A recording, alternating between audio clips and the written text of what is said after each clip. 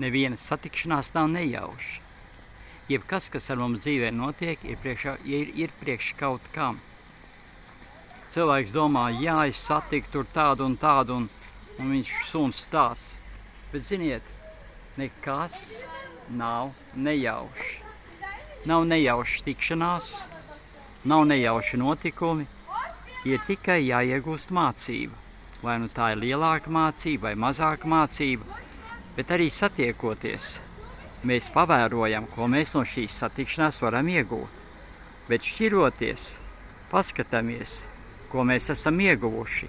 Un ja nu nav nemaz tik labs kaut kas, tad tomēr mēs esam kaut ko ieguvuši, jo nekas tāpat vien nenotiek.